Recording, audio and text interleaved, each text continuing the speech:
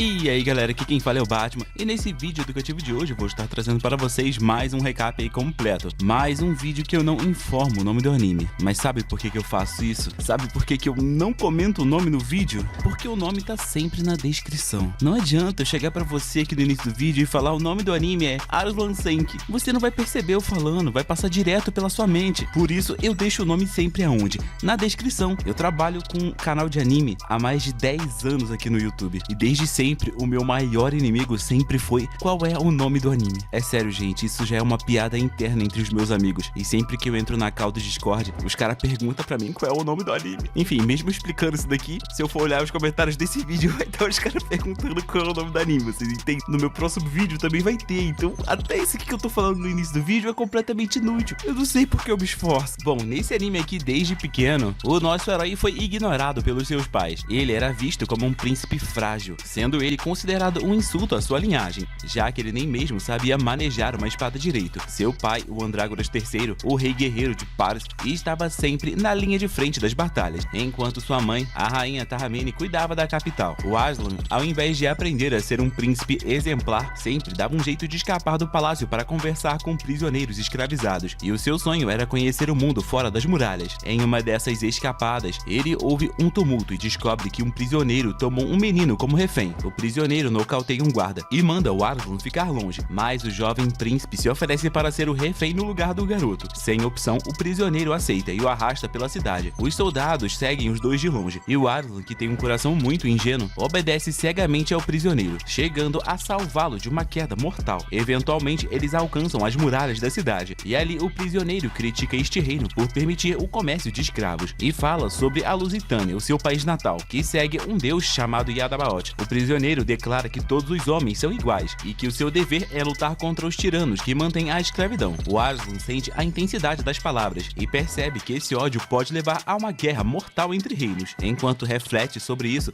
os soldados cercam a dupla, mas então o prisioneiro decide pular o muro com o Arslan. Eles caem no rio abaixo e fogem, e nesse momento Darion, o leal general de Paris, aparece e tenta interceptá-los. E quando ele aponta uma lança para o prisioneiro, o Arslan grita pedindo para que ele pare, e o Darion, frustrado, erra o tiro. Depois disso, Darion repreende o Arslan pela sua imprudência, e o jovem príncipe apenas pede desculpas. Enquanto eles voltam, o Arslan não consegue parar de pensar nas palavras do prisioneiro e em como o sistema de escravidão impacta o reino. 3 anos depois disso, o inevitável acontece. O exército lusitano ataca Paris, e agora, com 14 anos, o Arslan precisa ir ao campo de batalha para provar o seu valor como herdeiro do trono. O general Karlan o acompanha como guia, e durante a marcha, a águia de estimação do Arslan pousa em seu ombro, e ele percebe que as pernas do animal estão molhadas, apesar do clima seco. Isso leva o Karlan a investigar a área mais à frente, e eles descobrem uma espessa névoa cobrindo o terreno, dificultando muito a visibilidade. No entanto, o comandante supremo do exército, o Varys, assegura ao príncipe que essa névoa não é o suficiente para impedir a força de Paris. Enquanto isso, no acampamento do rei, o Darion tenta convencer o Andrágoras de que os lusitanos prepararam uma armadilha. Ele acredita que não faz sentido seus inimigos enfrentarem o exército de Paris de uma maneira tão direta, sem ter nenhum plano. No entanto, o teimoso Andrágoras se recusa a recuar, dizendo que prefere morrer a fugir de uma luta. Ele pune o Darion retirando seu título de general, e quando Varys intercede, o Andrágoras permite que o Darion permaneça no exército como soldado. Antes da batalha, o Varys aconselha o Darion a jurar lealdade diretamente ao Arslan, pois ele acredita que o jovem príncipe precisará do seu apoio no futuro. Logo depois, a batalha começa, e o Andrágoras ordena que o seu exército avance, e o Arslan, nervoso, segue o comando, mas eles acabam caindo em uma armadilha, que no caso se trata de um enorme poço cheio de óleo inflamável. Os lusitanos disparam flechas em chamas, incinerando muitos soldados. As tropas restantes tentam se reorganizar, mas são cercadas pelos arqueiros inimigos. Em meio ao caos, os soldados leais forçam o Arslan a fugir para um local seguro, mas ele acaba sendo alcançado por um soldado inimigo que o derruba. O soldado tenta matá-lo, mas o Arslan consegue se defender e esfaqueia o cavalo do oponente, e quando o inimigo salta para dar um golpe final, o Arslan acaba o matando em um ato de desespero. O príncipe fica chocado por ter tirado uma vida e anda atordoado pelo campo de batalha. Logo, ele ouve o Karlan chamando por ele, e aliviado, o Arslan responde, apenas para descobrir que o general dele está liderando os soldados lusitanos. Sim, o Karlan traiu Paris, e o Arslan, confuso, tenta entender o motivo,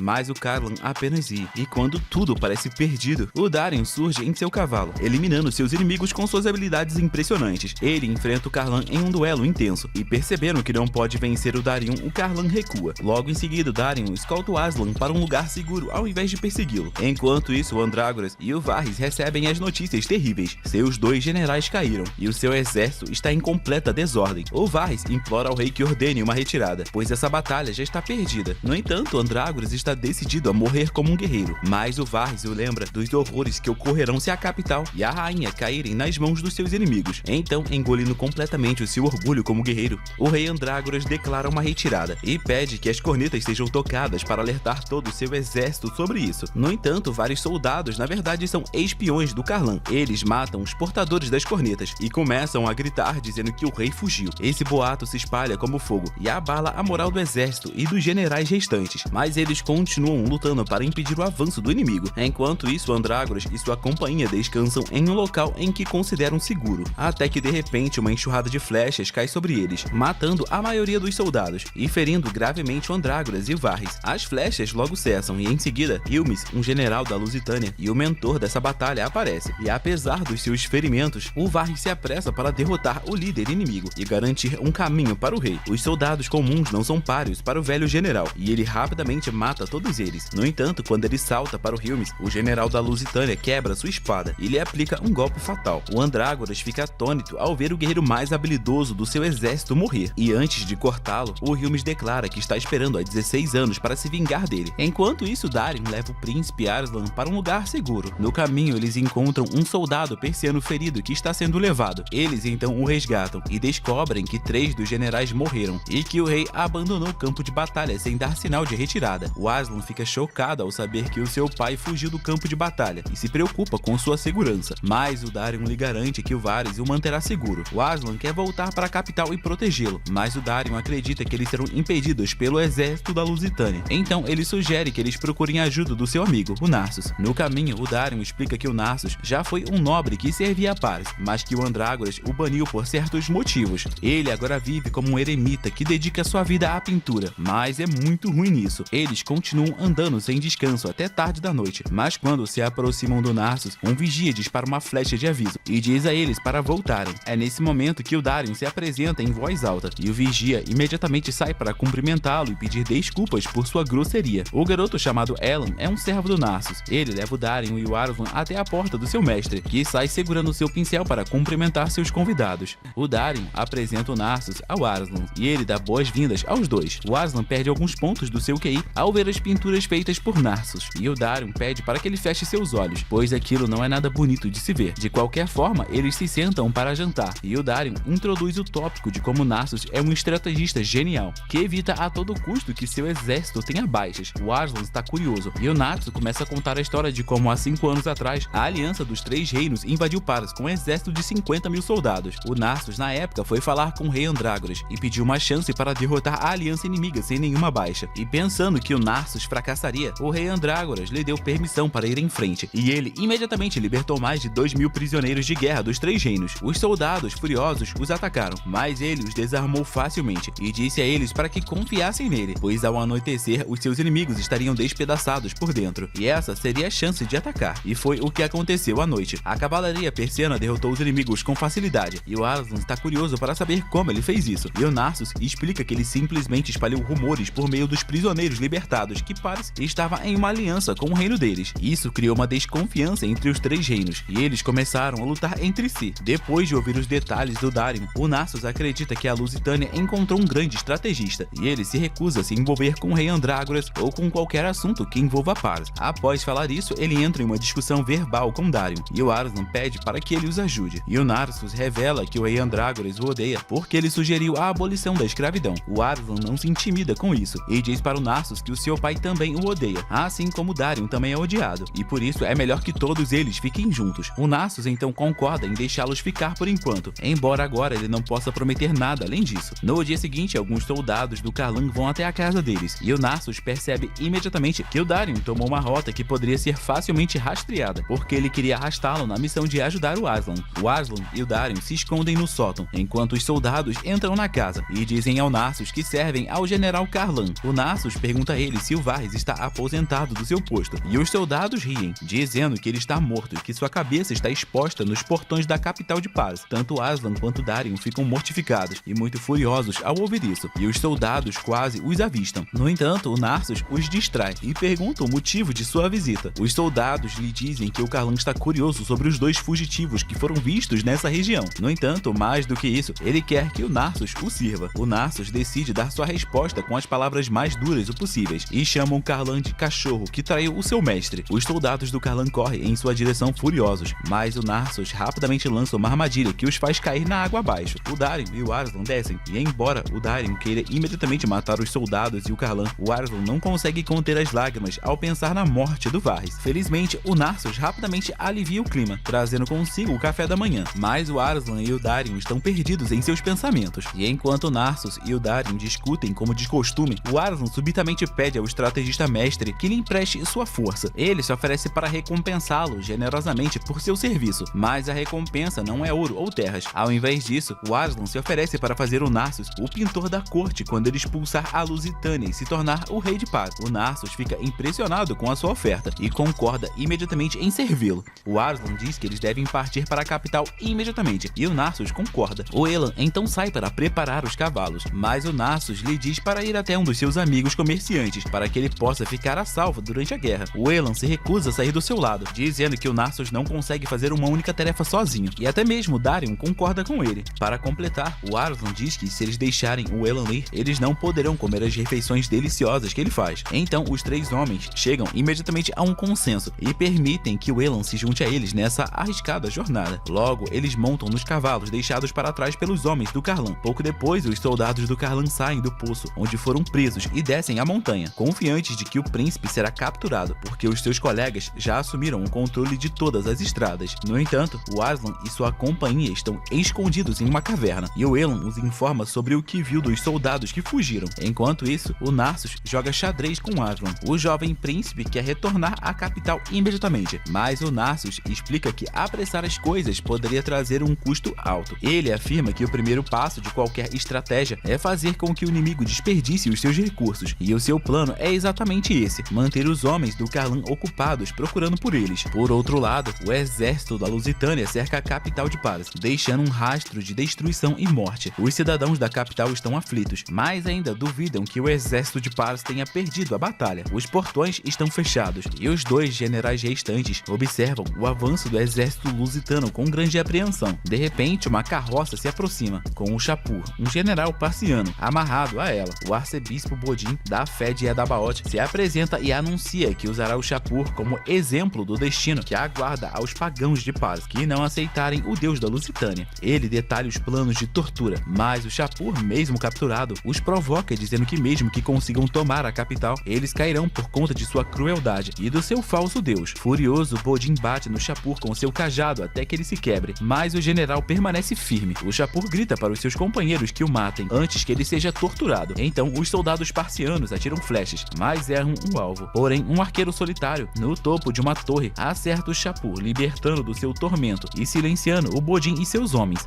A rainha Tahamene testemunha a cena e ordena que os seus homens chamem o arqueiro para recompensá-lo. Logo, as tropas da Lusitânia começam um ataque à cidade, mas os soldados parcianos respondem com uma chuva de flechas, segurando seus inimigos. Enquanto isso, a Tahamene encontra o arqueiro, que se apresenta como Gieve, um músico e viajante. Ele afirma ser habilidoso em várias formas de arte e armas, e para provar suas habilidades musicais, a Tahamene lhe dá um instrumento, e ele dedica sua música aos bravos soldados parcianos. Impressionada, a rainha o recompensa com um arco e um laço, acolhendo-o como convidado. Do lado de fora, percebendo que não conseguem romper as defesas da capital, os lusitanos mudam de estratégia. Eles erguem torres altas, e de lá eles gritam aos escravos para se rebelarem contra seus agressores. Eles prometem liberdade e cidadania àqueles que ajudarem a Lusitânia. Tentados, alguns escravos se revoltam, incendiando templos e atacando soldados. Eles tentam abrir os portões da cidade para o exército inimigo, mas um dos generais parcianos intervém e mata um grupo de escravos para impedir que eles tenham sucesso. Contudo, a morte dos escravos intensifica a revolta. Um dos generais informa Tahamene sobre isso e sugere que ela ofereça melhores condições aos escravos para conter a crise. Ela rejeita a ideia por contrariar os princípios de Paris e diz que pensará no assunto. Enquanto isso, Gieve leva uma criada disfarçada como Tahamene por um túnel secreto. Ele percebe que a mulher é um chamariz e quando ela o ataca, ele consegue desarmá-la. Mas então o homem com a máscara e o Karlan aparecem. O homem de máscara, ao perceber o disfarce, mata mata criada, mas o Give intervém. Eles se enfrentam e o Give usa toda a sua força para desorientar o Mascarado, que recua com Karlan. O Give derrota os soldados restantes e foge antes que reforços cheguem. Enquanto isso, os lusitanos invadem o palácio, libertam prisioneiros e incitam os escravos a derrubarem os seus opressores. Os soldados de paz não conseguem conter o caos e os portões são abertos. Com os portões liberados, o exército principal da Lusitânia invade a cidade, massacrando os soldados parcianos e tomando a capital. O Arslan e sua companhia, alheios ao desfecho, suspeitam que os escravos sejam usados para abrir os portões, e é exatamente por isso que o Narsus insiste que retornar agora seria imprudente e sugere esperar pela próxima jogada do Karlan. Na capital, o rei da Lusitânia chega para reivindicar o palácio, e o Mascarado e os seus homens capturam a Tahamine e a levam até a presença do rei. Os generais lusitanos comentam que a beleza da rainha Tahamine causou muitas mortes em Paris, incluindo a batalha onde o Andrágoras matou seu irmão para conquistá-la.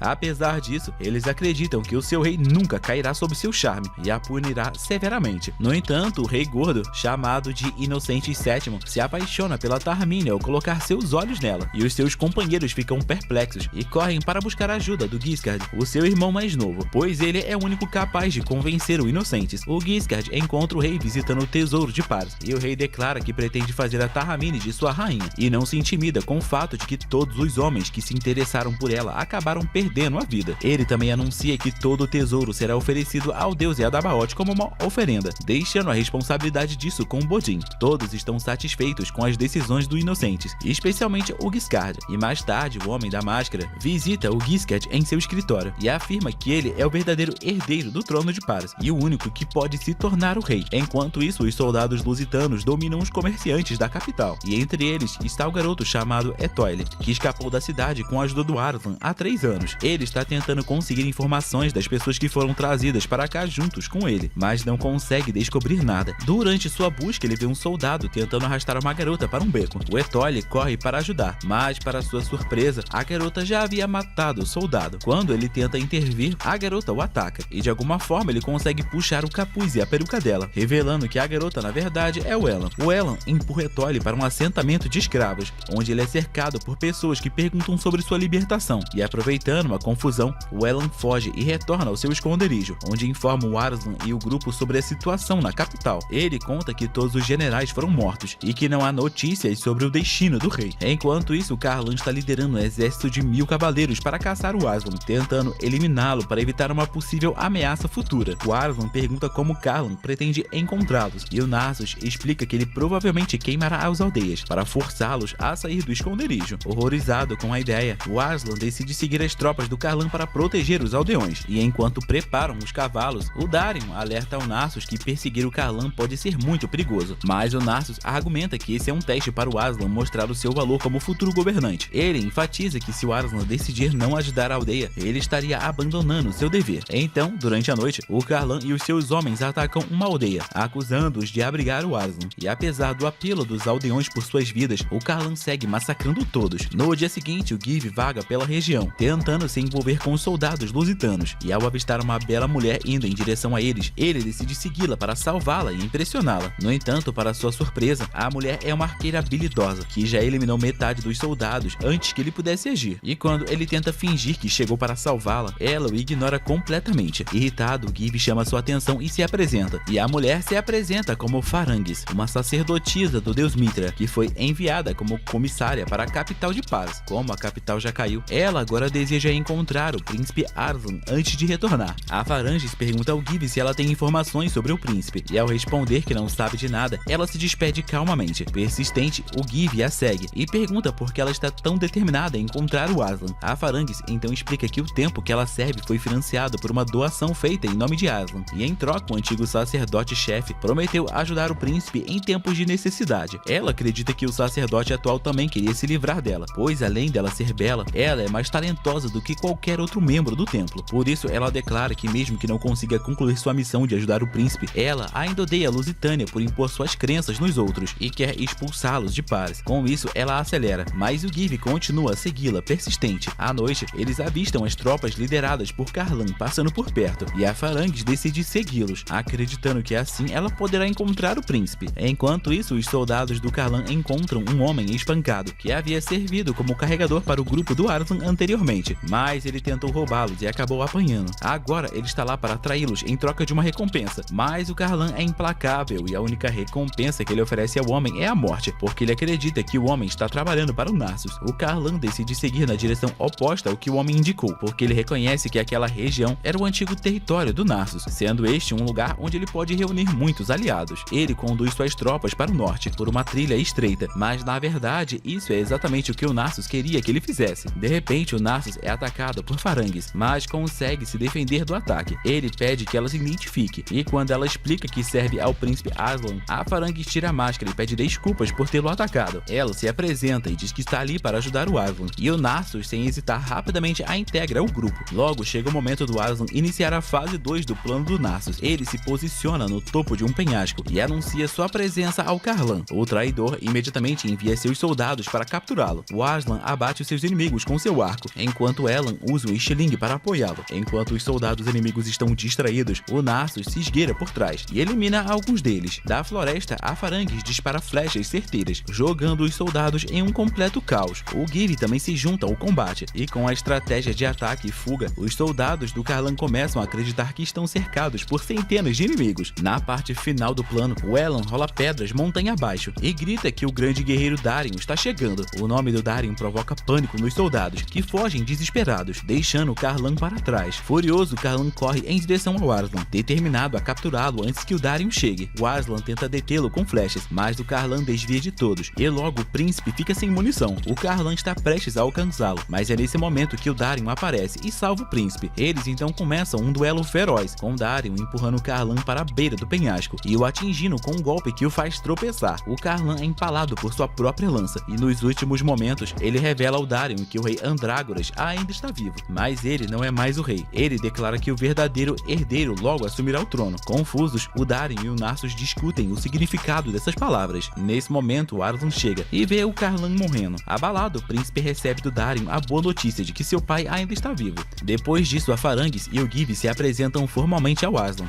mas antes que possam conversar mais, o Narsus sugere que eles mudem de local antes que os soldados do Carlan retornem, mas o Aslan pede para esperar e pede para a Farangues fazer os rituais religiosos para aqueles que morreram nesse lugar. Enquanto isso, o rei Andrágoras está aprisionado nas profundezas do Palácio de Paras. O Homem de Máscara o visita e pergunta se ele o reconhece. O Andrágoras não faz ideia de quem ele seja, até que o homem tira sua máscara e revela ser o Hilmis, o filho do seu irmão mais velho. Ele relembra o Andrágoras de sua crueldade há 16 anos atrás, quando assassinou seu irmão por conta de uma mulher. O Hilmis declara que agora assumirá o trono de Paras como herdeiro legítimo. Logo depois, o Hilmis retorna a uma sala, onde o sacerdote mascarado que trabalha para ele informa que o Carlan está morto. No dia seguinte, o Darin e o Narsus entram furtivamente na capital para buscar informações sobre o paradeiro do rei e da rainha. Durante a investigação, eles encontram um soldado bêbado que serviu às ordens do Carlan. Ele foge assustado ao reconhecer o Darin, e o Narsus decide persegui-lo sozinho, mesmo sabendo que isso é uma armadilha. Ele é cercado por soldados, mas com sua habilidade, ele consegue eliminar todos e interroga o fugitivo. O homem não sabe onde o Andrágoras está preso, mas revela que a Tarmine em breve se casará com o Inocentes, que no caso é o rei da Lusitânia. Chocados, o Darin e o Narsus se separam para investigar mais. É então que o Darin encontra o Hilmis, e os dois entram em um combate. Durante a luta, o Hilmis revela sua identidade e menciona que matou Varys, o tio do Darin. Motivado pela raiva, o Darin luta com todas as suas forças, mas o Hilmis escapa. Antes disso, o Narsus chega para ajudar e obriga o Hilmis a recuar. Enquanto isso, o Aslan e o restante do grupo descansam nos arredores da capital. Quando Elan sai para buscar algo, o Aslan observa de longe alguns soldados lusitando, ameaçando uma garota e exigindo o dinheiro do seu pai. O príncipe quer ajudá-los, mas não pode revelar sua identidade. Ele decide pegar uma pá para eliminá-los, mas antes que precise agir, o Darin chega e afugenta os soldados. O Darin então percebe o Aslan e sorri, reconhecendo seu príncipe. Eles vão até o prédio abandonado para se encontrarem, e o Étoile amaldiçoa Andrágoras e o Aslan, sem saber que o garoto à sua frente é o próprio príncipe Arslan. Acontece que o Étoile é um fanático religioso, assim como o restante dos lusitanos, e ele entra em uma discussão verbal com Aslan, tentando justificar sua guerra, dizendo que ela é santa. Ele também afirma que a Lusitânia está fazendo uma limpeza étnica, e é nesse momento que o Elan retorna, e ao ver o Étoile, ele cobre o rosto e desembanha sua espada. Porém, o Arslan impede que os dois lutem, e o Étoile decide recuar, porque ele deve ao Arslan por um episódio passado, onde ele o ajudou. Antes de partir, ele entrega uma cópia do livro sagrado de Aldabaoth, sugerindo que o Aslan leia para entender a fé lusitana. Logo, o Daríon e o Nasus retornam e repassam para o Aslan as informações que eles conseguiram obter. Eles decidem que a primeira tarefa é formar um exército, e para isso o Aslan e seu grupo vão até a fortaleza do Karlan, que ainda não caiu nas mãos dos lusitanos. Os soldados lusitanos perseguem, mas Farangues e o Give conseguem detê-los atacando-os de longe. Assim que chegam à fortaleza, os reforços chegam e eliminam os soldados lusitanos com vantagem. O Aslan e seu grupo chegam à fortaleza do Karlan e são recebidos por Rodir, o senhor local. O Rodir é um homem de fala extensiva que fica muito feliz ao ver que o príncipe está vivo. Ele oferece uma refeição luxuosa ao grupo e tenta convencer o Aslan de se casar com sua filha. O Aslan, desconfortável, tenta mudar o assunto e fala sobre as dificuldades enfrentadas pelo povo da capital. Ele também declara sua intenção de retornar ao reino, incluindo seu desejo de abolir a escravidão. Ele pergunta diretamente ao Rodir se ele apoiaria essa medida, considerando que a fortaleza de Karshan possui a maior população de escravos em Paras. O Rodir ri da ideia, chamando-a de nobre,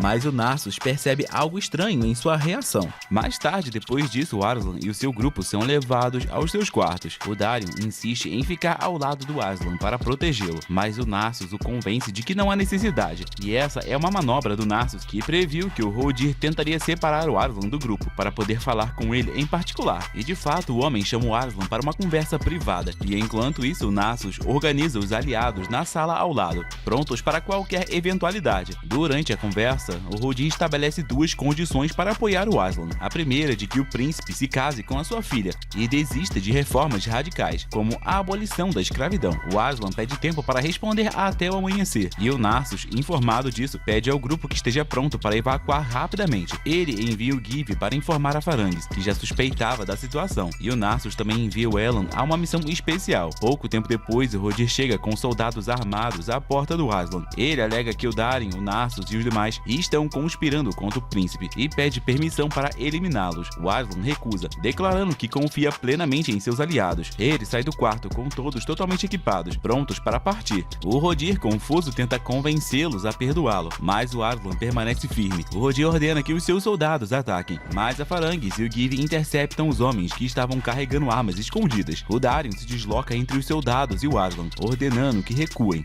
O Rodir, desesperado, ordena que seus arqueiros atirem, mas as cordas dos arcos já haviam sido cortadas por Elend, seguindo o plano de Nasus. Agora, em desvantagem, o Daríon exige que o Rodir abra os portões e permita que eles saiam pacificamente. E o Rodir, sabendo que agora seria considerado um traidor, decide lutar até o fim. Os soldados do Rodir atacam, mas não conseguem superar as habilidades do grupo do Aslan. Depois de derrotar os soldados, o Daríon aponta sua espada para o Rodir, mas ele corre em direção ao Aslan, e antes que cause qualquer dano, o Nasus o intercepta e o mata. Com isso, os soldados desistem de lutar e permitem que o grupo saia. Antes de partir, o Aslan vai até os quartos dos escravos e os declara livres. Surpresos, os escravos perguntam se o Rodir permitiu isso, e o Aslan responde que o Rodir está morto. Furiosos, os escravos atacam Aslan para vingar seu mestre, mas o Daríon intervém e salva o príncipe. Mais tarde, enquanto descansam em um local seguro, o Nasus explica ao Aslan que a lealdade dos escravos a Rodir provavelmente vinha de sua generosidade como senhor. Ele conta uma história pessoal sobre como libertou os escravos de sua família, porém, muitos deles acabaram voltando ao trabalho forçado em outras regiões por falta de alternativas. O Nasus aconselha o Aslan a não se abalar por essa experiência ou pelos desafios que vão surgir, pois as soluções para os problemas do mundo são complexas e nem sempre existe uma resposta simples.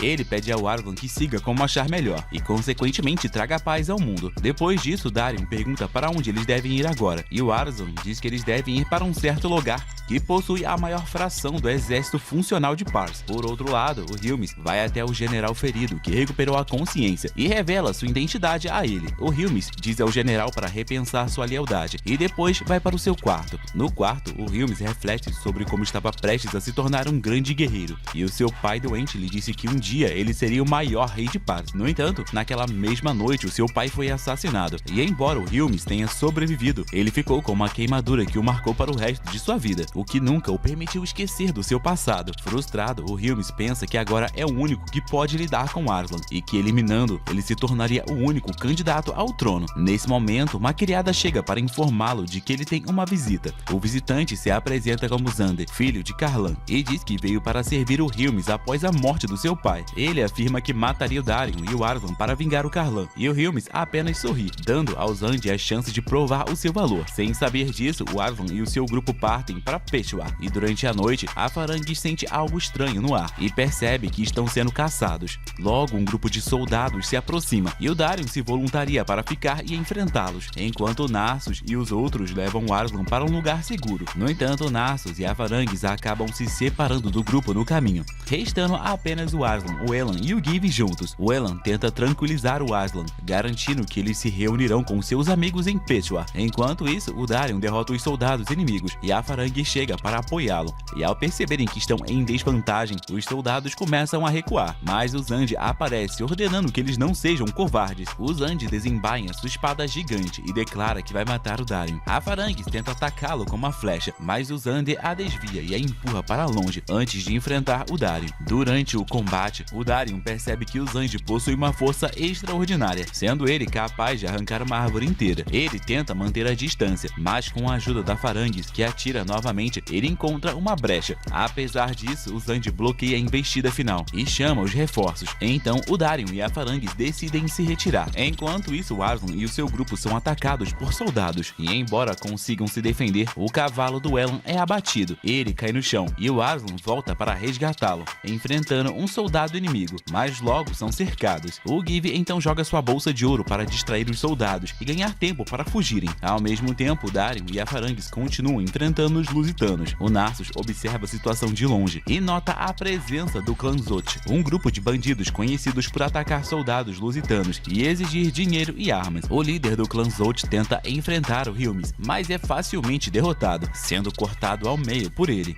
A filha do líder ataca o Hilmis para vingar seu pai, seguida pelos outros bandidos. Uma batalha sangrenta ocorre entre eles e os lusitanos, e graças à liderança do Hilmis, todos os bandidos estão mortos. A garota de antes continua atacando o Hilmis, mas ela é claramente inferior em habilidade e força. Impressionado com sua agilidade, o Hilmis comenta que se seu povo fosse tão rápido quanto ela, eles ainda estariam vivos. Irritada, ela o ataca novamente, mas ele a derruba contra as rochas, declarando que ela vai ser punida. Ela cospe em seu rosto como resposta, e antes que o Hilmis possa puni-la, o Narsus chega e o distrai. O Hilmis deseja terminar a batalha inacabada na capital, mas a garota insiste que quer matá-lo para vingar o seu pai. O Narsus diz a ela que ela não é tão forte assim, e em seguida troca golpes com o Hilmis. O Hilmis percebe que o Narsus é um estrategista formidável e o convida para servi-lo, mas o Narsus zomba da cara dele, afirmando que o Hilmis pode ser o maior guerreiro da região, mas ele não tem um caráter necessário para ser um líder. Agora, furioso, o Hilmis o ataca, mas o Narsus já havia planejado tudo. As rochas acima deles rolam e esmagam os soldados lusitanos. Durante a confusão, o Narsus foge com a garota do clã Zot, chamada Alfarid, que lamenta por ser fraca demais para vingar seu pai. No caminho, a Alfarid percebe a inteligência e a integridade do Narsus e decide segui-lo para sempre. Por outro lado, o Zand persegue o Darion e a Farangues, conseguiram encurralá-los. Durante a luta, uma sombra surge e ataca o Darion. Este é um mago mascarado que trabalha para o Hilmis. A Farangues avisa que ele é um usuário de magia negra, o que torna a batalha ainda mais difícil. O Zand aproveita para atacar e derruba a Farangues do seu cavalo, deixando-a cercada por soldados lusitanos. Enquanto isso, Zand enfrenta o Darion, afirmando que serve ao verdadeiro rei de Pars, enquanto Darion protege o filho de um usurpador. Nesse momento, o mago aparece novamente e tenta atacar o Darion pelas costas, mas ele desvia, porém perde o cavalo no processo. O Zand aproveita a oportunidade para atacar, enquanto o mago faz o mesmo. Mas nesse momento, o Arslan surge para ajudar. Ele confronta o mago, que desaparece e reaparece no solo, continuando o ataque. O Elo pega o Arslan quando ele é jogado para longe de sua montaria, e ao mesmo tempo, o Darion domina o Zand e consegue se libertar. Ele avista o mago indo em direção ao Arslan e corre para protegê-lo, derrotando os soldados inimigos que surgem em seu caminho em um piscar de olhos. O Darion consegue apunhalar o mago no coração, mas é imediatamente atacado por Zand. No entanto, o Darion consegue derrubá-lo do seu cavalo e aponta sua lança contra ele. O Zand então joga sua espada no chão e tenta fugir, mas a Farangues atira nele, fazendo com que ele caia de um penhasco. O Darion então se aproxima do Arslan para pedir desculpas por tê-lo colocado em perigo, mas o Arslan comenta que o Darion sempre o salva e que foi muito bom retribuir o favor dessa vez. Logo, Arslan e o seu grupo ficam próximos do objetivo deles, mas encontram soldados lusitanos emboscados para atacá-los. Felizmente, os reforços chegam, sendo eles as forças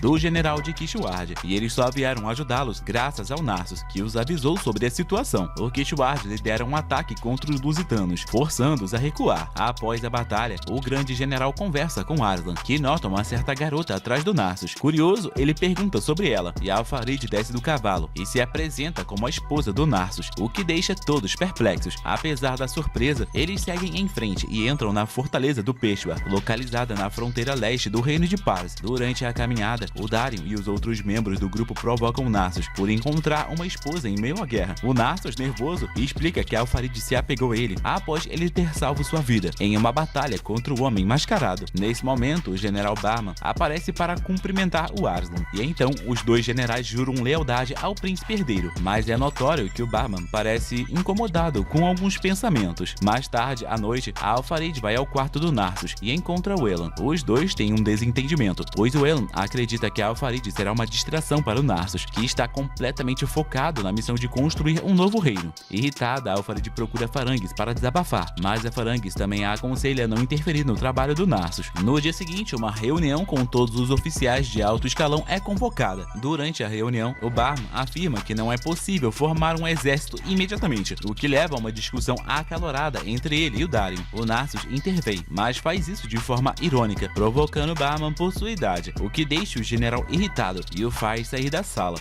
O Narsus acredita que o Barman está evitando questões importantes. Mais tarde, o Kishward informa ao Darion e aos outros que pouco antes da última guerra, o Barman recebeu uma carta de Hilmis e desde então ele tem agido de maneira estranha. E o Darion acredita que a carta contém informações reveladoras, onde o Homem Mascarado revela sua identidade e pede a colaboração do Barman. O Arslan, inquieto com a situação, decide assistir ao pôr do sol para acalmar sua mente. Durante este momento, ele percebe uma figura mascarada, que no caso é o Hilmis. Intrigado, o Arslan pergunta como ele conseguiu entrar na fortaleza. O Hilmis ri, dizendo que conhece muito bem esse lugar. O Arslan desembainha sua espada e se apresenta como o príncipe herdeiro de Pars, mas o Hilmis zomba dele, chamando-o de filho de um usurpador. Ele ainda afirma que não pretende matá-lo, mas sim torturá-lo para descontar a raiva acumulada por 16 anos. O Arslan tenta atacar o Hilmis, mas é desarmado rapidamente. Desesperado, ele pega uma tocha e a lança contra o Hilmis, que fica paralisado devido à sua fobia de fogo. Nesse momento, a Farangues chega e atira uma flecha no Hilmis, mas ele desvia facilmente dela. Logo em seguida, o Darion, Narsius e os outros membros do grupo chegam e encurralam o Hilmis, e quando ele tenta fugir, o Kishward bloqueia a sua rota de escape.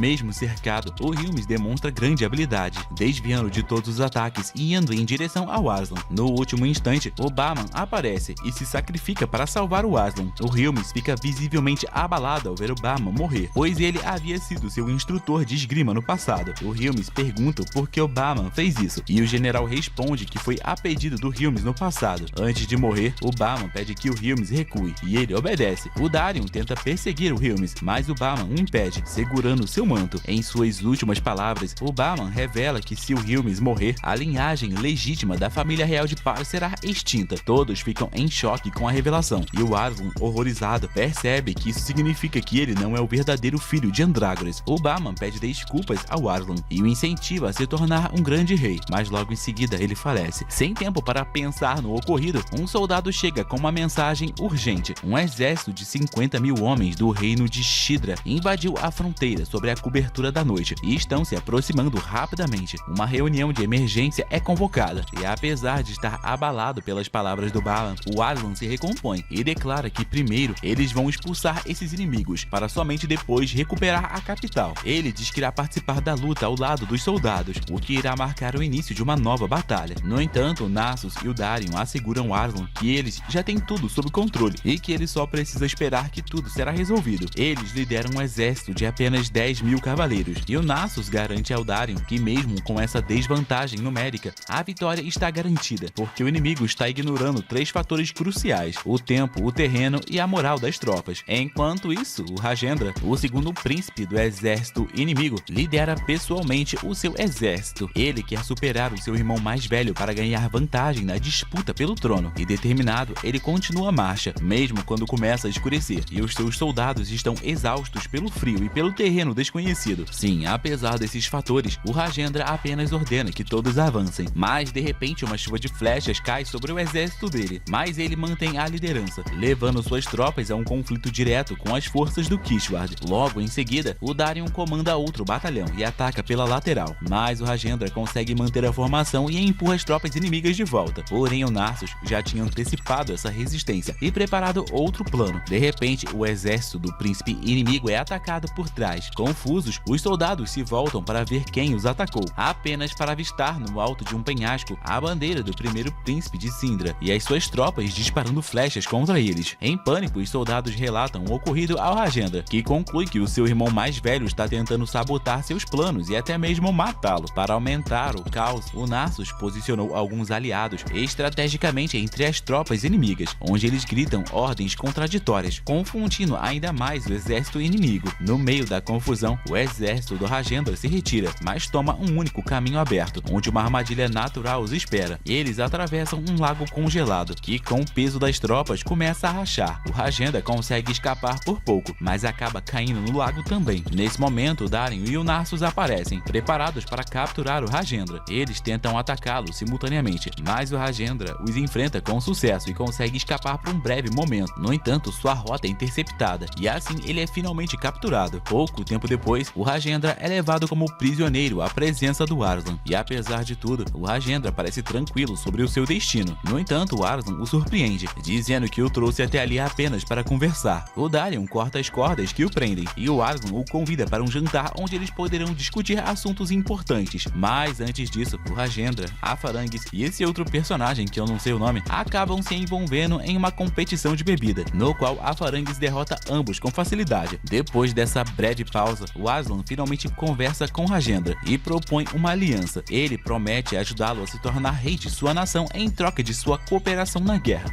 Enquanto isso, na fortaleza inimiga, os guardas, sem receber nenhum sinal de suas tropas, ficam impacientes e atacam as provisões. Porém, para sua surpresa, dentro das caixas tem arqueiros escondidos que contra-atacam imediatamente, forçando os guardas a recuar. O Darin e os outros se juntam à luta, empurrando os soldados para fora da fortaleza. O comandante inimigo decide tentar matar o Arslan, mesmo depois de perder quase todos os seus homens, mas é derrubado por Darin com sua lança. No dia seguinte, as forças do Arslan conquistaram a fortaleza de Gujarat e um homem chamado Jaiswant é capturado. O Arslan pergunta para esse homem sobre sua lealdade, perguntando se ele sempre planejou traí-lo, e o homem responde com sarcasmo, dizendo que nunca serviu o Arslan de verdade. Ele revela que a sua lealdade sempre foi ao primeiro-ministro de Sindhu, que o criou como um filho. O Arslan, comovido pela história, decide libertar esse homem, e o Narsus concorda, dizendo que essa foi a melhor decisão. Na legenda da Crunchyroll, uma hora o reino se chama Sindhu, em outro momento o reino se chama Sindra. E eu até entendo o erro na legenda. Imagina tentar entender se o japonês está falando R ou L. Isso é impossível. Voltando ao anime, logo depois o Elan chega à corte do Arslan com notícias urgentes. O príncipe, que eu vou nomear de Gad para ficar mais fofinho, está marchando contra eles com um exército de mais de 150 mil soldados e centenas de elefantes de guerra. O Rajendra, por outro lado, parece ter cercado o exército do Gad, e o Narsus analisa a situação e prevê que o Gad dividirá suas forças para enfrentar o Rajendra e o outro aliado deles ao mesmo tempo. A previsão do Narsus se concretiza e o Gad envia uma parte do seu exército para cercar a fortaleza, enquanto lidera sua força restante contra o Rajendra. A batalha entre os dois meio-irmãos é brutal, e embora o Rajendra tenha vantagem do terreno, o Gad neutraliza isso enviando seus elefantes de guerra, que esmagam os soldados sob seus pés, mesmo com uma chuva de flechas sendo disparada contra eles. O Rajendra, em grande desvantagem, recebe a notícia de que o Parshan não pode ajudá-lo, porque está preso na fortaleza pelas outras forças do seu irmão. O seu exército é completamente derrotado, e ele está prestes a se render para poupar a vida dos seus homens. Mas, nesse momento, as forças do Arslan chegam lideradas por Darin, que lança um ataque surpresa à cavalaria do Gad. A Farangues e os outros se juntam à batalha. O Rajendra, surpreso, pergunta ao Arslan como ele conseguiu escapar da fortaleza, e o Narsus explica que eles usaram bonecos vestidos como soldados para enganar o inimigo, enquanto o exército real escapava pela porta dos fundos. Impressionado com a estratégia, o Rajendra agora vê o Narsus como um gênio, e quando Gad tenta usar seus elefantes novamente, o Darion os conduz para uma armadilha preparada por Elan, onde os animais são atacados com lanças envenenadas. Com os elefantes neutralizados, o Darion ataca o Gad diretamente, saltando sobre o elefante do príncipe e desarmando. Porém, o Jaiswant aparece e resgata o Gad, permitindo sua fuga. A Farangues se prepara para tirar do Gad, mas o Arslan a impede. O Gad e seu exército fogem após a derrota dos elefantes, marcando assim a primeira vitória do Arslan e do Rajendra. No Palácio Real, o Gad acaba repreendendo o Jaiswant por tê-lo levado e fugido da batalha, dizendo que se ele tivesse ficado para trás, eles ainda teriam vencido. Ele amaldiçoa o Jaiswant e o primeiro-ministro, e este finalmente percebe que escolheu servir ao príncipe errado. No entanto, enquanto o doente rei de repente recupera a consciência, trazendo uma reviravolta imprevista à história. O Gad vai imediatamente até ele para informar que o Rajendra está atacando a capital para tomar o trono à força. Ele pede ao seu pai que o nomeie o príncipe herdeiro para pôr um fim a esse conflito, mas o velho rei não sabe se pode confiar plenamente em nenhum dos seus dois filhos. Por isso, ele declara que o seu sucessor será escolhido em um duelo diante dos deuses. Quando Rajendra recebe essa notícia, ele se dirige imediatamente ao Aslan. Acontece que ele pode nomear um representante para lutar em seu nome no duelo, e ele está ali para solicitar que o Darin seja enviado para lutar por ele. O Aslan fica surpreso com esse pedido repentino, mas acredita que o Darin não perderá para ninguém, então decide enviá-lo como representante do Rajendra. E quando Gad recebe essa notícia, ele fica furioso com o fato do seu meio-irmão ter escolhido um persa para lutar o duelo que decidirá o destino do seu país. Por isso, ele decide libertar o Barad-dûr, o mais desonesto dos prisioneiros, trancado nas masmorras do palácio, e torná-lo o seu representante. No dia seguinte, o Aslan e o seu grupo percorrem a capital, enfrentando os olhares atentos das pessoas. Eles chegam à arena onde o duelo será travado, e o Rajendra apresenta o Aslan ao seu pai, antes de se sentar ao seu lado. A área vazia ao redor da arena é incendiada, e os tambores soam quando Darin faz sua entrada. Do outro lado, Barad-dûr também aparece, jogando para o lado os soldados que o seguram com correntes grossas. Ele grita alto o suficiente para sacudir toda a arena e em seguida arrebenta suas algemas usando força bruta. Os dois guerreiros entram na arena e ao sinal do rei o duelo começa. O Barad-dûr ataca o Darin, conseguindo mandar seu escudo pelos ares com alguns golpes. O Darin se esquiva dos ataques do bruto e em seguida desfere um golpe em seu peito, mas o Barad-dûr apenas ri, pois o ferimento é muito superficial. Ele mantém o Darin na defensiva e de repente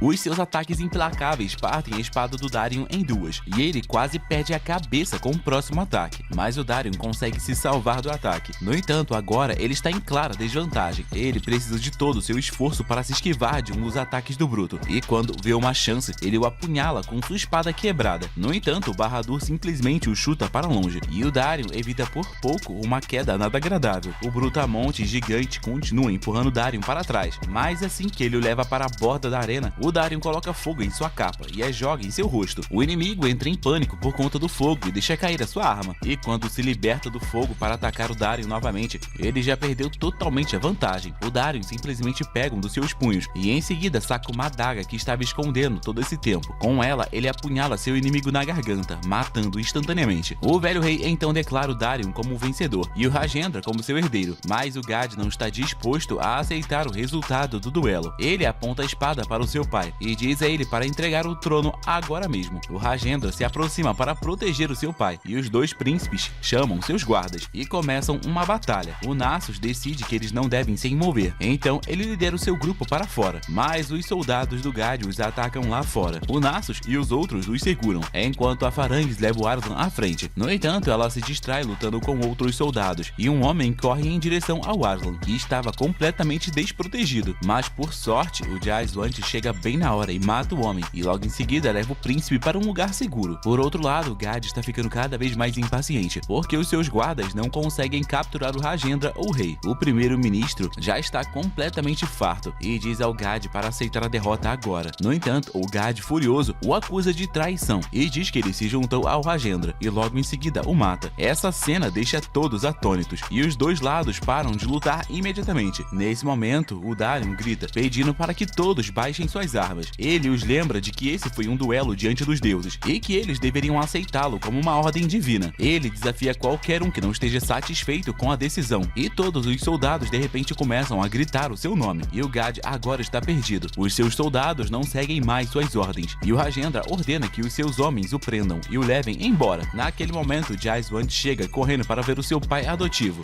que no caso é o primeiro-ministro, e infelizmente esse acaba sendo um fim adequado para uma pessoa que escolheu servir ao mestre errado, e após dizer isso, ele pede para que o seu filho não cometa os mesmos erros. Dito isso, ele morre, e o Jaiswant não consegue parar de chorar sobre o seu corpo. Pouco tempo depois, o velho rei também morre, e as pessoas acabam vindo de cidades distantes para chorar por ele. O Rajendra chora em seu funeral, mas o Nasus consegue perceber que isso não passa de uma atuação extremamente boa. Mais tarde, o Aslan liberta o Jaiswant, que está sendo mantido nas prisões subterrâneas, e pede para que ele trabalhe para ele, já que agora ele não tem um mestre. E antes que o Jaiswant possa dar uma resposta, o Rajendra vai até o Aslan e o convida para um banquete, que será realizado mais tarde da noite. Acontece que o banquete é na verdade para o Gad. Acontece que no país deles, quando um membro da realeza está para ser executado, ele recebe o seu último banquete antes disso. O Gad está suando muito enquanto bebe nervosamente, e quando Rajendra chega para ver como ele está, ele cai de pé e implora por perdão, mas obviamente seu irmão se recusa a perdoá-lo. Nesse momento, Arslan e o seu grupo chegam ao local, e o Gad acredita que ele é o motivo do seu infortúnio. Ele decide pelo menos tentar matar o Arslan e o ataca. No entanto, uma águia chega bem a tempo e arranca um dos seus olhos, forçando a se ajoelhar. E ao ver essa exibição desagradável, o Rajendra decide executar logo seu meio-irmão, e ele é decapitado no local. No dia seguinte, o Raj visita o Arslan e pergunta se ele realmente partirá para Peshawar no dia seguinte, e ao receber a confirmação, o novo rei decide enviar 3.000 cavaleiros, junto com Arslan como forma de agradecimento. O Arslan comenta que apenas 500 seriam suficientes, mas o Raj insiste e o convence a aceitar sua oferta inicial. Os ministros do Rajendra não ficam nada satisfeitos com essa decisão, e um deles pergunta como um rei pode enviar tantos homens. O Raj então revela seu verdadeiro plano. Ele espera que esses cavaleiros destruam um exército persa por dentro. Os ministros ficam chocados ao perceber que ele pretende trair o Arslan, que tanto o ajudou. O Raj, porém, responde de forma indiferente, dizendo que isso servirá para fortalecer o caráter do Arslan, e sem que eles percebam, o Jaisvant ouve tudo. Na manhã seguinte, o Arslan e seu exército finalmente deixam esse país, acompanhados pelos 3.000 cavaleiros enviados por Raj. No entanto, Jaisvant não parte com eles. À noite, enquanto o acampamento persa descansa, os soldados que deveriam ser amigos se preparam para um ataque surpresa, e o Raj também está presente, observando de longe e estando confiante no sucesso de sua emboscada. Ele vê os fogos se espalhando pelo acampamento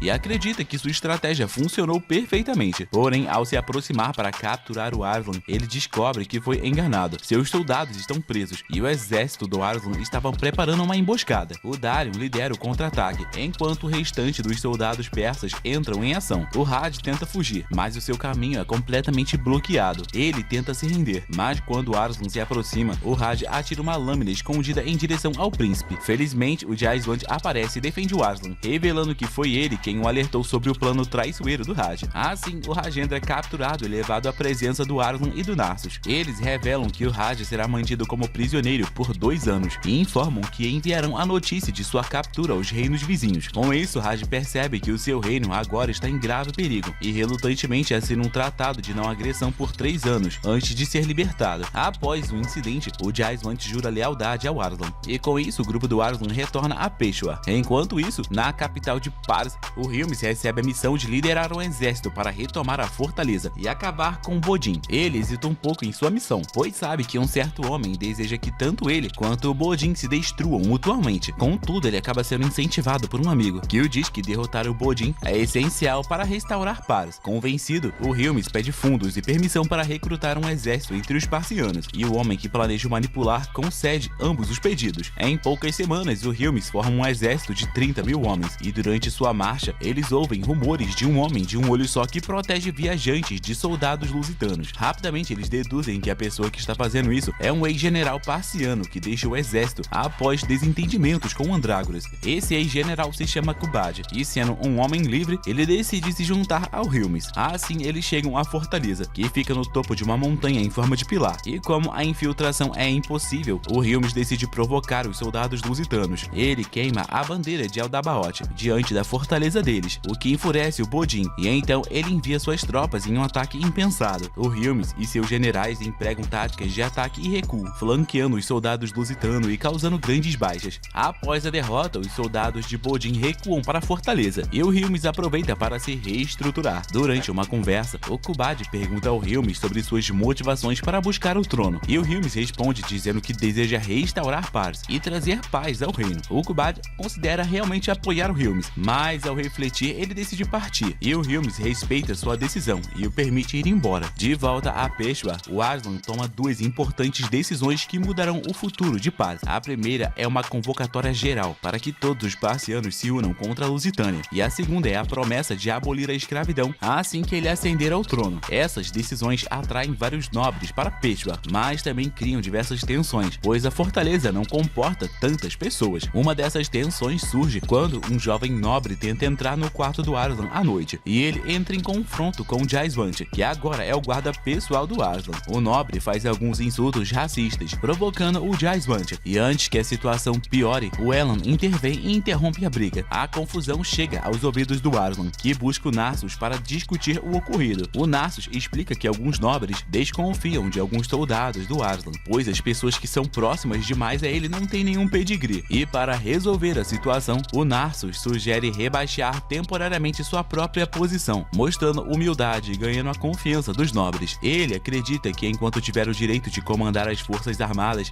não haverá nenhum problema em ceder sua posição de conselheiro-chefe ao Lord Lucian, que é respeitado por todos. O Aslan fica abalado com esse conselho, mas o Narsus lhe diz que esse é o seu fardo como líder. Logo, eles convocam uma reunião militar com Lucian e o Quixoad ao lado do círculo interno. O Narsus explica a Lucian sobre o Hilmis, que é filho do antigo rei. Ele declara que, embora o Hilmis tenha direito ao trono, ele se aliou à Lusitânia e prejudicou o povo de Paris. Portanto, ele não deve ser autorizado a se tornar rei. Lucian entende isso e decide apoiar o Aslan em sua batalha contra Lusitânia e Hilmis. No entanto, o Aslan parece bastante abatido. Ele conta o boato que ouviu uma vez sobre o Andrágoras ter matado seu irmão para subir ao trono, e é por isso que ele não pode culpar seu primo por buscar vingança. O Narsus diz que não há como provar que o boato é verdadeiro, e insiste que eles ainda devem se esforçar para punir o homem que trouxe a destruição ao país. Ele pergunta ao Aslan se ele tem a intenção de se tornar rei, e o Aslan hesita, mas logo em seguida diz que quer libertar Paris primeiro, e depois ele lidará com o Hilmis. Por outro lado, Hilmis e os seus homens conseguem se infiltrar com sucesso na fortaleza, e o Bodin já havia abandonado a fortaleza e fugido. O Hilmis mata todos os cavaleiros que se recusam a se render, e enquanto isso, Étoile também está em uma missão para explorar Peshwa, pois ele quer se destacar.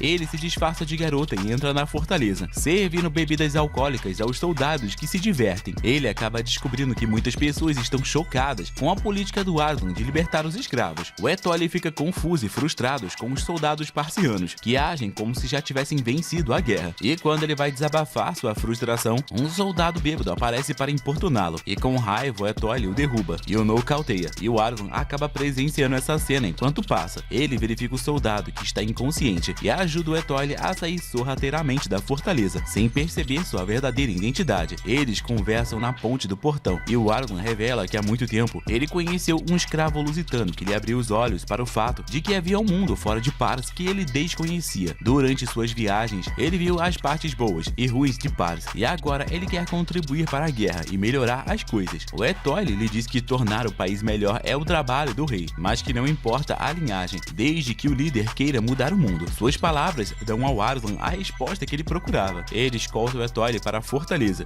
e o esconde em uma carroça para que ele possa escapar mais tarde. Ao retornar à fortaleza, o Aslan se reúne com seus aliados de confiança e declara que não tem mais a intenção de ceder seu direito ao trono ao Hilmis. Ele afirma que, embora seu primo possa ter direito ao trono por sua linhagem sanguínea, ele deseja assumir o trono e fazer de Paris um país melhor. Todos se ajoelham diante dele, declarando seu apoio à sua causa, e logo começam os preparativos para a marcha à capital. O Narsus e o Darion encontram um nobre brigando com o Jaisvant novamente, estando insatisfeito por ter sido colocado na retaguarda do exército. O Jaisvant pede para que ele fale com o Narsus sobre o assunto, mas o nobre está muito irritado. Nesse momento, o Give quebra a tensão tocando uma música, dando tempo suficiente para o Narsus intervir e acalmar a situação. Ainda assim, o nobre amaldiçoa o Give, dizendo que o príncipe confia em pessoas não confiáveis. Mais tarde, mais brigas acontecem, mas a Farangue joga um punhal perto deles e ordena que as pessoas parem de brigar na frente do Aslan. O Darion, irritado, acaba socando o Give porque ele fica provocando os nobres. O Give então responde, e o Aslan, para surpresa de todos, o expulsa imediatamente do exército, e o Give aceita, dizendo que nunca planejou servir permanentemente na corte. Contudo, tudo isso fazia parte de um plano elaborado por Narsus, e a expulsão do Give foi encenada para tranquilizar os nobres, e o bardo então partiu em uma missão secreta. Enquanto isso, Narsus explica sua estratégia aos lordes e generais. Ele afirma que precisam tomar o Forte Saint-Emmanuel, no território da Lusitânia, e usá-lo como base para retomar a capital. O terreno é difícil, mas o dono daquele forte é inexperiente em combate, e o Narsus planeja explorar essa fraqueza. No caminho existe uma outra fortaleza, e os jovens nobres se oferecem para conquistá-la, mas o Narsus recusa, afirmando que não há necessidade de lutar lá, e para evitar insatisfações, o Aslan diz que seria uma perda desnecessária de vidas. No entanto, no dia seguinte, 3 jovens lordes marcham à frente das tropas principais, ignorando as ordens superiores. Eles atacam os soldados da Lusitânia Lusitânia sem verificar a situação e caem em uma armadilha, ficando isolados do exército principal.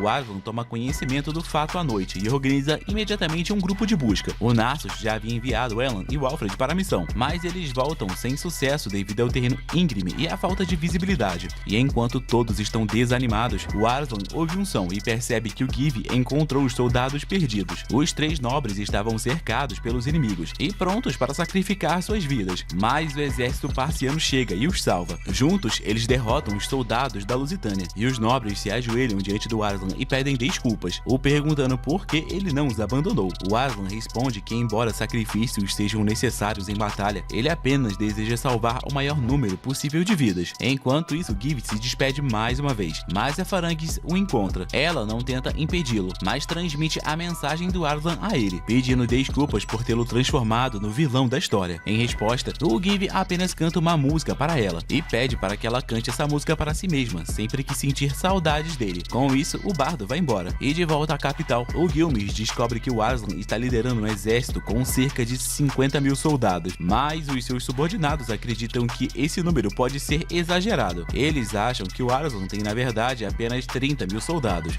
mas o Gilmes ordena que eles reúnam um exército de 100 mil soldados para esmagá-lo completamente. Os soldados consideram isso um exagero, mas nesse momento, o tal do Giscard também chega e concorda com Gilmes. Ele pede ao Giscard que lhe empreste 70 mil soldados e, junto com os 30 mil homens sob seu comando, ele pretende destruir completamente o Aslan. O Giscard concorda, mas o avisa que ele só está emprestando os soldados e que ele os quer de volta após a guerra. Depois disso, Gilmes visita o Andrágoras para lhe dizer que lutará contra o filho dele em breve. O Andrágoras apenas ri, dizendo para o Gilmes parar de acreditar que venceu. Ele afirma que o que ele fez foi apenas de acordo com a profecia e que o Gilmes também estava seguindo essa profecia sem perceber. O Gilmes fica confuso, mas decide deixar o Andrágoras viver mais um pouco. Enquanto isso, esses dois retardados se infiltram em um bar e descobrem que o inimigo está vindo em sua direção com um exército de 100 mil soldados. Eles também ficam sabendo que um general chamado Shapur está trabalhando para Gilmes e transmitem essa notícia ao Aslan, que se pergunta como um homem tão leal pôde mudar de lado. De qualquer forma, eles começam a se preparar para a guerra e o Aslan treina com Darion, mas é facilmente desarmado, e ao notar a curiosidade dos soldados ao redor, ele tem uma certa ideia, que no caso é preparar os lutadores mais experientes para ensinar os novatos a manusear melhor suas armas. Por outro lado, o Conde Barkan, o senhor do forte Emanuel, acaba permitindo que o exército sob o comando de Gilmes entre no forte. No dia seguinte, o Aslan e suas tropas também chegam ao forte Emanuel e logo a batalha começa. Os soldados a pé de paz atacam a fortaleza, enquanto os lusitanos tentam mantê-los afastados.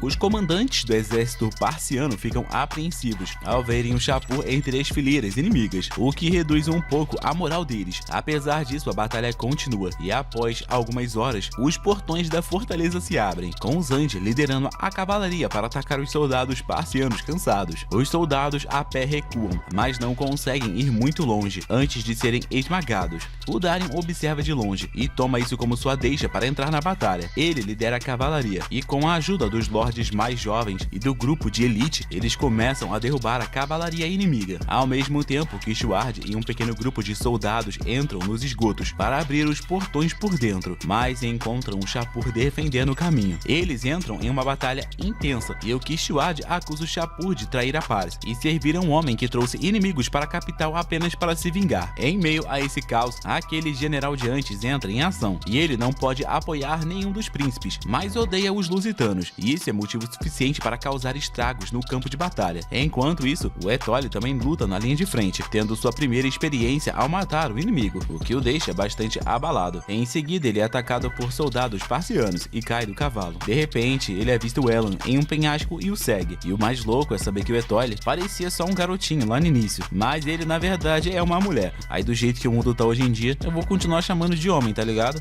Bom, por outro lado, Zand vai até a tenda do Aslan para atacá-lo, mas ao demolir a tenda, eles descobrem que tudo era uma armadilha. Seus soldados ficam encurralados em uma área com apenas uma entrada e uma saída, e as tropas de Paras os bombardeiam com flechas e catapultas. O Zand foge, mas encontra o Darion esperando por ele. Eles retomam sua batalha anterior, e o Darion consegue perfurar o coração do Zand. Contudo, um mago aparece das sombras e atira uma flecha no Darion, que desvia a tempo. O mago desaparece, levando o Zand consigo, e enquanto isso, o famoso Étole, que é uma garota, segue o Elan e chega ao verdadeiro acampamento principal das forças parcianas com alguns soldados. Etoli invade a tenda do Aslan e fica completamente chocada ao vê-lo lá. Etoli o acusa de ser um mentiroso e tenta esfaqueá-lo, mas o Elan intervém e salva o príncipe. Nesse momento, Darion e os outros chegam, matando os companheiros de Etoli. O Aslan pede para que essa criatura se renda, mas então Etoli cria um incêndio e foge. A Alferid decide segui-la e o Narsus a aconselha a ficar atenta, pois o Etoli deve ter usado uma passagem secreta. De volta ao acampamento, o Aslan agradece ao Elan e ordena que ele receba um tratamento. À noite, o Darion retorna e o Aslan anuncia que ele irá se juntar à batalha pessoalmente. Ele acredita que, como as forças estão equiparadas, é seu dever como líder lutar ao lado dos seus homens para aumentar a moral. E na manhã seguinte, esse ser humano encontra uma maneira de entrar sorrateiramente na fortaleza e envia uma mensagem para o Narsus,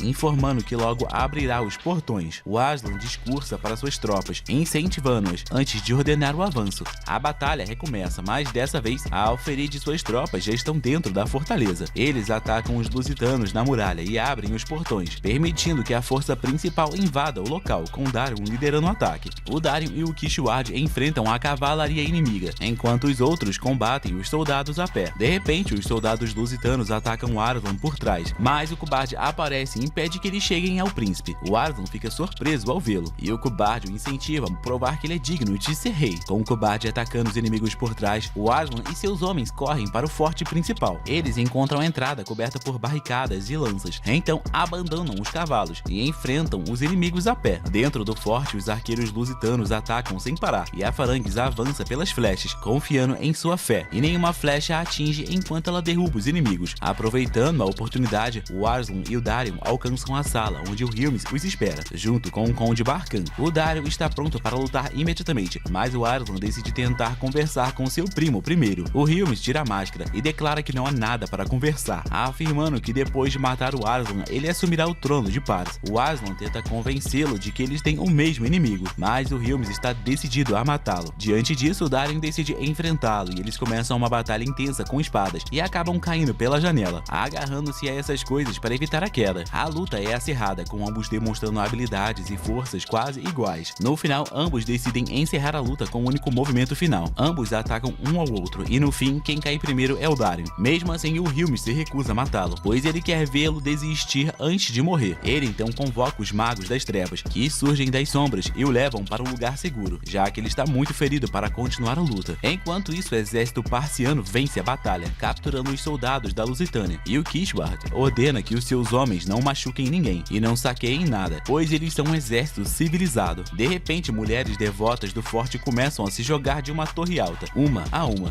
e o Aslan se apavora ao ver isso e pede ao Conde Barkan que as impeça, garantindo que elas não serão feridas. Contudo, o velho apenas agradece pela bondade do Aslan antes de sacar um punhal, e ele afirma que esse é o caminho da fé de Eldabaoth e que eles preferem tirar suas próprias vidas a viver como prisioneiros de pagãos. O Aslan tenta impedi-lo, mas tudo é em vão, e o Conde Barkan se apunhala e cai para a morte. O Etoli chega nesse momento, e ao ver o Aslan segurando uma adaga ensanguentada, ele acredita que o Aslan é o culpado pela morte do Conde. Etoli decide o atacar, e o Aslan tenta se defender e explicar o que aconteceu, mas Etoli não acredita nele. Durante a luta, o Aslan empurra Etoli, fazendo seu capacete cair, e para sua surpresa, ele percebe que Etoli é na verdade a garota que ele encontrou em Peshawar naquele dia. Etoli é uma garota. Ele tenta explicar novamente que o Conde se matou, mas Etoli continua atacando. A maldita quase consegue golpeá-lo, quando uma flecha disparada por Phalanx bloqueia o seu caminho. Phalanx e os outros soldados chegam para resgatar o Aslan e prendem Etoli, que apenas xinga todos ao seu redor. Depois disso, o Aslan corre para o jardim e encontra o Darion gravemente ferido. O Darion se desculpa por não ter conseguido matar o Hilmis, mas o Aslan o tranquiliza, dizendo que eles venceram a batalha. Depois disso, Jaisvant cuida dos ferimentos do Darion, enquanto o Kishward comenta que é impressionante existir alguém capaz de derrotar o maior guerreiro de Paris, e o Darion ainda explica que o Hilmis o deixou vivo, porque ele não se satisfaz com pequenas vitórias.